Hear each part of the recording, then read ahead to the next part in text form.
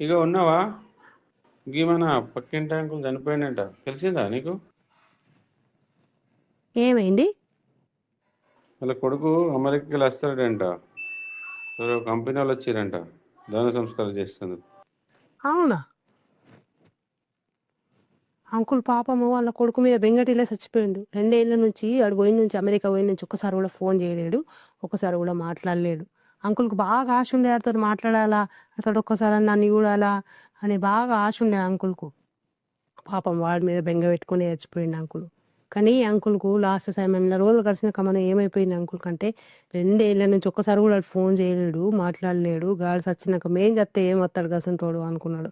అందుకోసమే aunty, uncle కలిసి ఏదో కంపెనీలా ముందే పైసలు కట్టిండ్రట. ఆళ్ళు ఆ కంపెనోళ్ళట ఆ మనిషి పైసలు కట్టిన మనిషి చనిపోయినప్పుడు ఒక నలుగురిని పంపిత్తరట. పంపించి ఆయన దహన సంస్కారాలు ఏమైతున్నాయో అవన్నీ కంప్లీట్ చేసినాకనే పోతారట ఆళ్ళు. అయినా గాని అంకులు వాడిని ఎంత గార్వంగా పెంచిండు.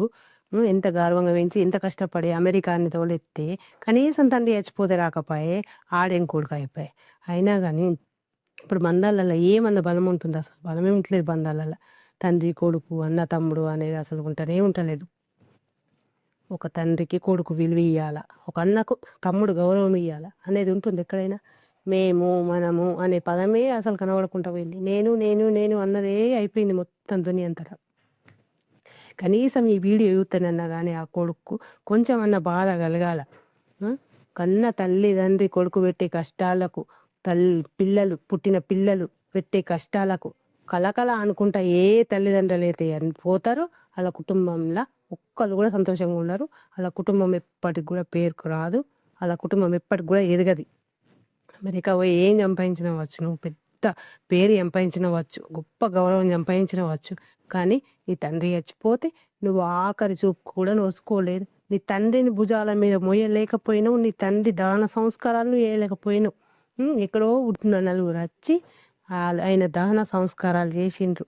అంతటి మంచి కార్యానికి నువ్వు నోసుకోలేకపోయినావు. ఏం లాభం? నువ్వెంత పేరు సంపాదించి, ఎంత డబ్బు సంపాదించి ఏం లాభం చెప్పు? నీ తల్లి వేరోళ్ళకి చెప్పదు కావచ్చు, నా కొడుకు గిట్లా చేసిండు అని ఎవ్వరికి చెప్పదు కావచ్చు. డైరెక్ట్ ఆ మన్ను పోయదచ్చు. కానీ ఆమె మనసులో ఎప్పుడు కలకల అంటనే ఉంటుంది.